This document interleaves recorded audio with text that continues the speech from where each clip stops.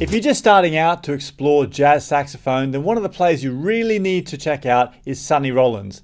And to help you out in today's video, I'm going to give you a quick overview of why Sonny Rollins is a really significant player to check out. And I'm also going to give you some album and track suggestions that you can use to start your journey exploring his sound and his technique and understanding really him as a player. Oh, I've also got a transcription for you of a classic Sonny Rollins track that we're going to look at a little bit later on. Okay, let's get started. So in Sax School this month, we're focusing on jazz standards, and actually our members are learning a challenge song which is called Rolling with Sonny. This is an original song that I've written in the style of the classic tracks recorded by Sonny Rollins. So that brings me to why we're talking about Sonny Rollins in the first place today. The thing is, Sonny Rollins, he's one of those saxophone players that influenced generations of players that followed him. And in fact, he wrote a bunch of tunes that are now considered standard jazz language for saxophone players. And also, actually, as I'm recording this, Sonny Rollins is still alive. He's 90 years old, which in itself is pretty incredible. In fact, the New York Times called him the world's greatest living improviser, which is pretty cool. So Sonny Rollins was born in 1930 in New York, and of course he grew up in that crazy jazz scene in New York through the 30s, 40s and 50s. And by 1954, he was already recording with Miles Davis. In fact, in that year, he played on the album Bag's Groove, Miles Davis album. And there's 3 tracks on that album that Sonny Rollins wrote that are now considered standard jazz tunes that every saxophone player learns. We've got Ergin, Doxy, and Oleo, all 3 of those tunes on that one album. So that's definitely an album to get started with. And the crazy thing is that Sonny Rollins was only 24 when he recorded that album. And actually by that time, he'd already spent a couple of years tucked away in Rikers Island for doing some naughty stuff that we don't really need to talk about. So that album, Bag's Groove, is a great place to get started, getting familiar with that style of playing and learning about Sonny Rollins. And in fact, the track Doxy is brilliant. Check out Sonny's solo on that. It's just a fantastic solo, so bluesy, so accessible, and just a great one to listen to. So we'll get to the track that I've transcribed for you in just a second, but a couple of other tracks that you should definitely check out as starting points for Sonny Rollins. There's a Miles Davis album called Collector's Items. That's a great album because on there's a fantastic solo from Sonny Rollins on Serpent's Tooth. And on that track, Serpent's Tooth, what's really cool is after Sonny's solo is a solo by Charlie Parker. This is a recording where the 2 of them are playing together, but Charlie Parker's actually on tenor sax on that album, which is awesome. You don't hear that very often. And the other one, which is a brilliant one to check out, is from Sonny's album Tenor Madness. Came out in 1956. And the title track from that album, Tenor Madness, is awesome. I mean, Sonny's playing is brilliant. The solo is brilliant. But the other thing that's super cool about that particular track is playing along with him is John Coltrane. So you can hear John Coltrane's solo and then Sonny Rollins' solo, and it's really interesting to compare their style, their approach to melody, their sound, everything. It's just fantastic.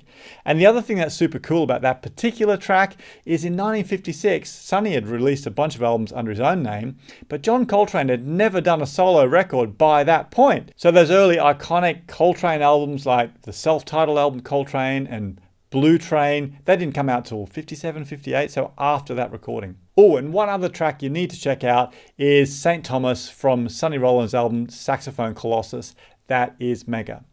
Now, before we get to the transcribed solo, I know we've already covered a bunch of different tracks, but what's your favorite Sonny Rollins track? Have you got one? Have you checked out an album or a track? Let me know in a comment down below. I'd love to know.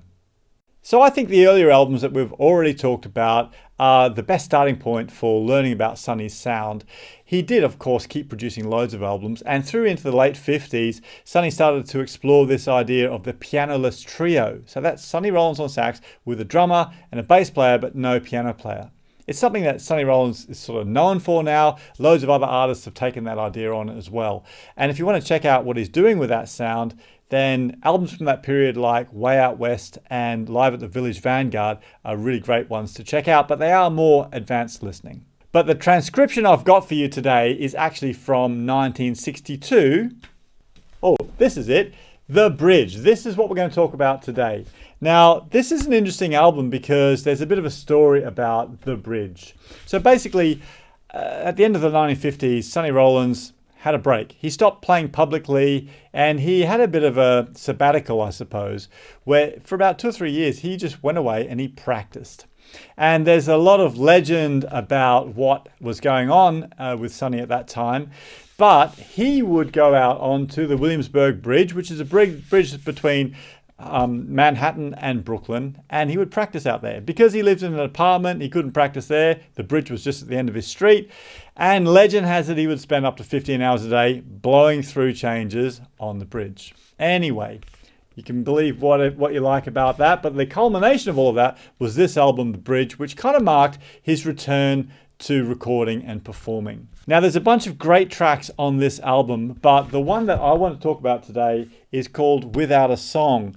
And it's got a fantastic solo in it, which is a bit faster and it's a bit more advanced, but there's just a bunch of great stuff in there that you can really learn from. So if you're just discovering, improvising and starting on that process, then this is an interesting one to get started with, specifically like the first 16 bars. And then when you're up for it, check out the rest of the form as the solo progresses. Have a listen. This is the solo.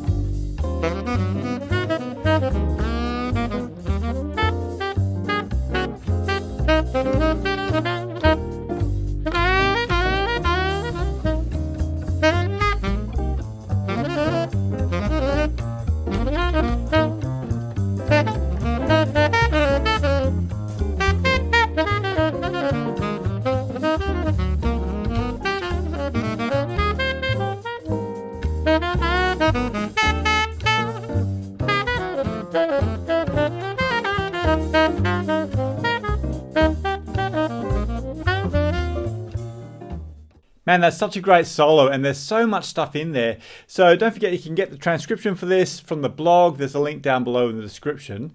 And I think for newer players, definitely looking at that first 16 bars is brilliant. It's kind of like a masterclass in the way you're supposed to develop a improvised solo.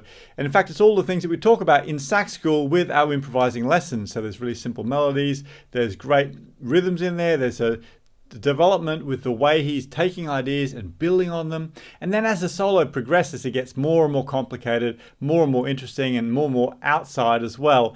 In fact, check out this line from the start of the second chorus. I